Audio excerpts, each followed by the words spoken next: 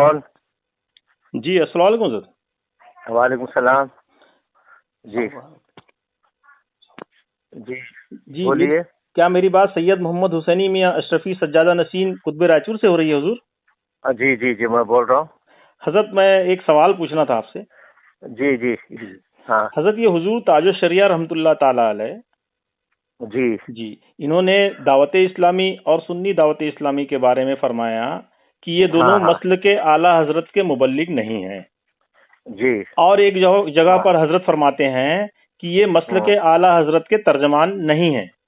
اچھا اس بارے میں آپ کا کیا کہنا ہے حضور؟ تھوڑا سا ارشاد فرما دیں حضور۔ جی جی جی جی جی ٹھیک ہے۔ دیکھیے میں بول رہا ہوں سید محمد حسینی سجادہ نشین آستانہ عالیہ شمسیہ قطب رائچور اور چیف ایڈیٹر ماہنامہ سنی آواز ناگپور بول رہا ہوں۔ جی حضور تاج الشریعہ رحمۃ اللہ تعالی علیہ نے یہ ضرور ارشاد فرمایا ہے کہ دونوں قول ارشاد فرمایا ہے، سنی دعوت اسلامی اور دعوت اسلامی دونوں مسلک اعلیٰ حضرت کی مبلغ نہیں ہے، اور ایک جگہ فرمایا ترجمان نہیں ہے۔ جی اس کے بارے میں عرض کرنا چاہتا ہوں کہ مسلک اعلیٰ حضرت جو مسلک حقہ اہل سنت ہے اور مسلک اعلیٰ حضرت کی عین دین اسلام ہے، اور اس کا مبلغ کوئی وہابی نہیں ہو سکتا، کوئی دیوبندی نہیں ہو سکتا، کوئی غیر مقلد نہیں ہو سکتا، کوئی شیعہ رافضی نہیں ہو سکتا، کوئی نیچری نہیں ہو سکتا، کوئی صلح کلی نہیں ہو سکتا۔ مسلک اعلیٰ حضرت کا ترجمان یا مبلغ وہی ہوگا جو صحیح معنوں میں دین اسلام کو سمجھتا ہے اور اعلیٰ حضرت کے مسلک پر پوری طرح سے عمل پیرا ہے، وہی مسلک اعلیٰ حضرت کا ترجمان ہوگا یا مبلغ ہوگا۔ جی یہ جو ہے نا اور گمراہ بھی نہیں مسلک اعلیٰ حضرت کا مبلغ نہیں ہو سکتا، اور نہ جو ہے نا اس کا ترجمان ہو سکتا ہے۔ تو حضور تاج الشریعہ رحمۃ اللہ تعالی علیہ فقیہ ہیں، فقہائے کرام کا قول مختصر مگر جامع ہوتا ہے۔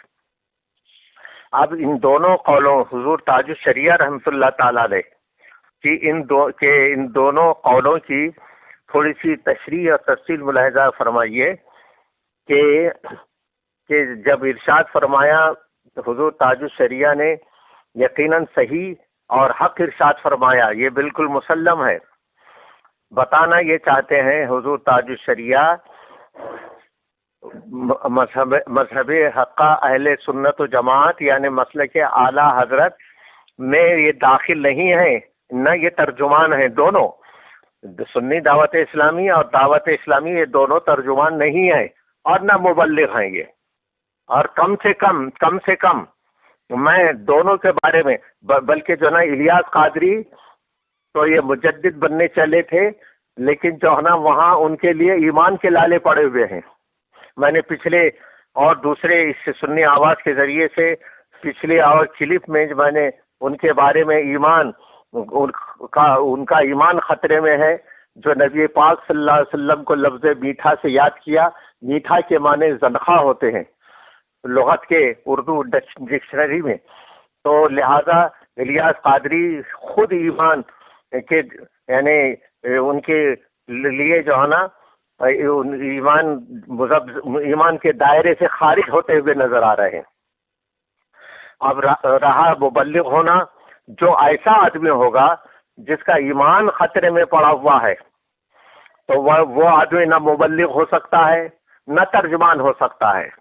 اس طرح سے جو ہے نا یہ دعوت اسلامی بالکل جو ہے نا مبلغ ہے ہی نہیں اور نہ ترجمان ہے۔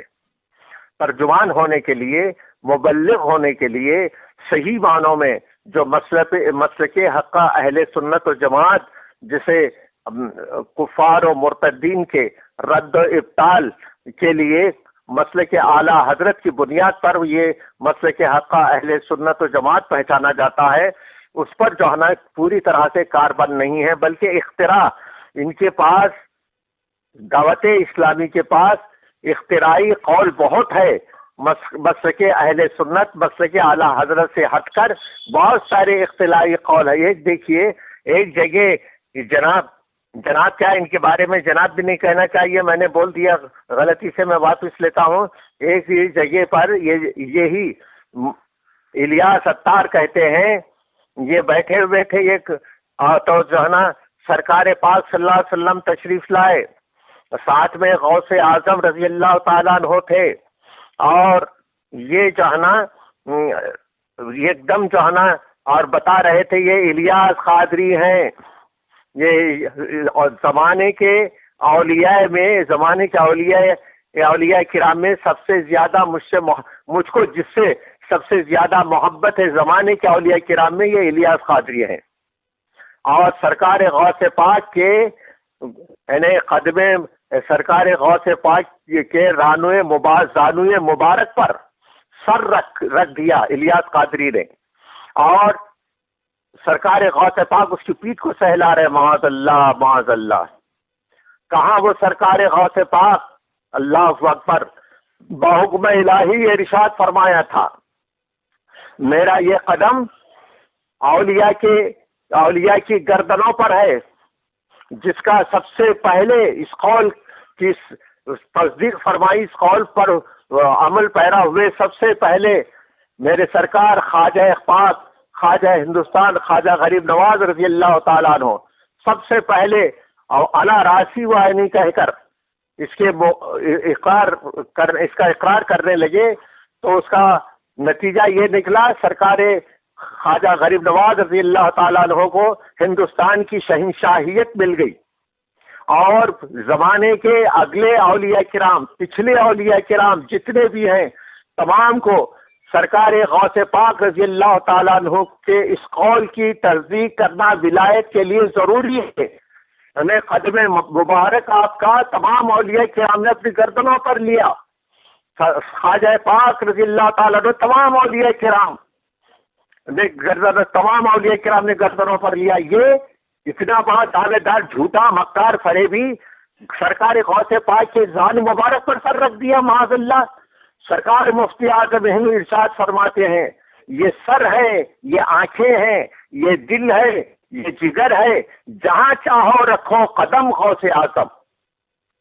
یہ اللہ اکبر، سرکار مفتی اعظم ارشاد فرماتے ہیں، یہ سیدھا سرکار غوث پاک کے گود میں بیٹھ گیا. معاذ اللہ معاذ اللہ، انتہائی درجے کا بے ادب، گستاخ، بدنصیب ہے یہ شخص. اور مجدد کا دعویٰ کرنے لگا تھا، مجدد کا دعویٰ کرنے لگے ان کے حواری، اور کہاں ان کا ایمان ہی خطرے میں پڑا ہوا ہے، اور دعویٰ مجدد کا.